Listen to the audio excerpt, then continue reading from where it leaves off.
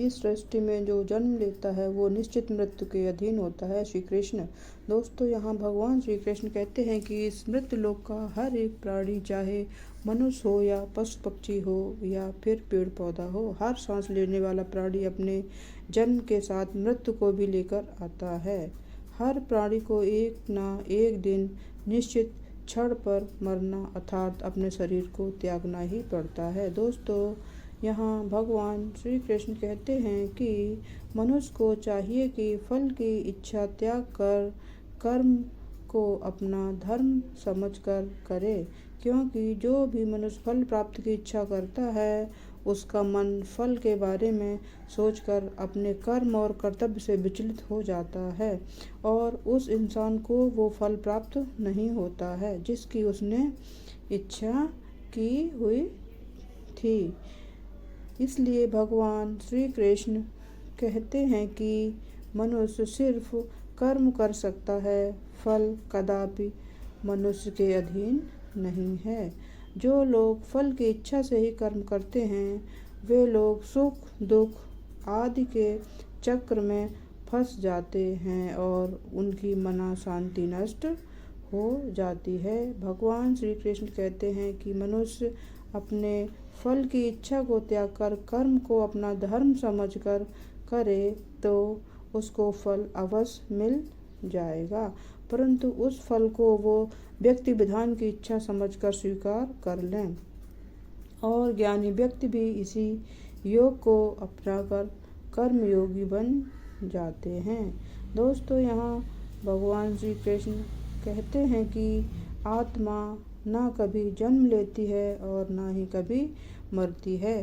वो अजन्म नित्य सनातन और पुरातन है, जो शरीर के मारे जाने के बाद भी नहीं मरती है। जो सचमुच ज्ञानी होते हैं वो ना उनका शौक करते हैं जो मर गए हैं और ना ही उनका शौक करते हैं जो अभी जिंदा हैं, क्योंकि वो जानते हैं कि जो मर गया है वो फिर से जन्म लेगा और जो अभी जीवित है वो अवश्य ही मर जाएगा। मरने वाला फिर से जन्म लेगा, क्योंकि केवल शरीर का नाश होता है।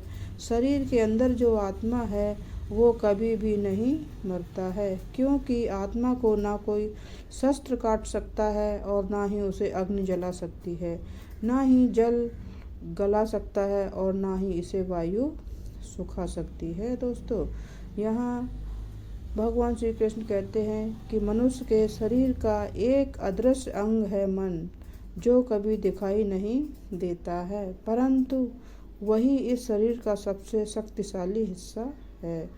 मनुष्य को मैं के घमंड की मदिरा पिलाकर मदहोश करने वाला पाखंडी केवल ये मन ही है। उसके हाथों में मोह माया का जाल है जिसे वो मनुष्य की कामनाओं पर डालता रहता है और उसे अपने बस में करता रहता है। ये मन शरीर से भी मोह करता रहता है और अपनी खुशियों से भी और अपने दुखों से भी मोह करता रहता है। खुशियों में खुशियों भरी गीत गाता है और दुख में दुख भरे गीत गुनगुनाता है। अपने दुखों में दूसरों को शामिल करके उसे खुशी मिलती है। किसी भी मनुष्य को उसका मन जीवन के अंत तक अपने जाल से निकलने नहीं देता है। अपने रस्सी में बांधकर उसे तरह तरह के नाच नचवाता रहता है। ऐसा तब तक होता रहता है जब तक हम अपने आप को मन के अधीन रहने देंगे, तब तक हमारा मन हमें नाच नचाता रहेगा। मनुष्य का मन मनुष्य को इतनी फुर्सत भी नहीं देता कि वो अपने अंतर में झांककर अपनी आत्मा को पहचाने और आत्मा के अंदर जिस परमात्मा का प्रकाश है उस परमात्मा का साक्षात्कार करें।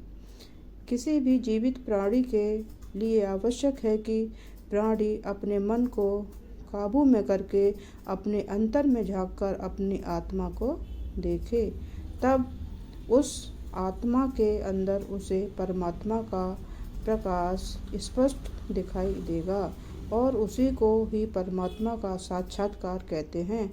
हमारा शरीर और मन कैसे काम करता है दोस्तों, यहाँ भगवान श्री कृष्ण कहते हैं कि मनुष्य का शरीर एक रथ के भांत है, जैसे आँख, कान, नाक, जीभ और त्वचा आदि।